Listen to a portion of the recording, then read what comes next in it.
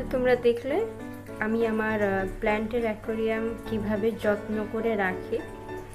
তো তোমরা যারা যারা এই যে কোনো অ্যাকোয়ারিয়াম, প্ল্যান্ট বলো, ফিশ বলো, ছোটোখাটো পুলের মতো তৈরি করা বলো, যে কোনো অ্যাকোয়ারিয়ামের যদি ভালোভাবে গ্রোথ হয়, যেন জিনিসটা অনেক দিন থাকে, যেন এইভাবে যদি তোমরা চাও, তো অবশ্যই আমাকে তোমরা কমেন্ট করবে। আশা করি তোমাদেরকে আমি কিছু টিপস আর কিছু কোথায় কি জিনিসপত্র পাওয়া যায় সবই তোমাদেরকে বলে দেবো। আর তোমাদের যদি কিছু দরকারও পড়ে তো অবশ্যই আমাকে কমেন্ট করে জানাবে। কিছু যদি অসুবিধা হয় অবশ্যই কমেন্ট করে জানাবে। তো তোমরা দেখতেই পেলে আমার অ্যাকোয়ারিয়ামটা, প্ল্যান্টের অ্যাকোয়ারিয়ামটা কী করে আমি সাজিয়ে রেখেছি। তো যাই হোক, আশা করি ভিডিওটা তোমাদের ভালো লেগেছে।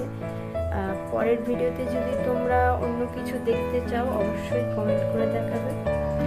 আর আমি তো খুবই কি বলবো, আমার এইসবের খুবই শখ, আমার হাজব্যান্ডেরও খুবই শখ। তো আমার ভালো লেগেছে, কারণ পুরো ক্রেডিটটাই ওর।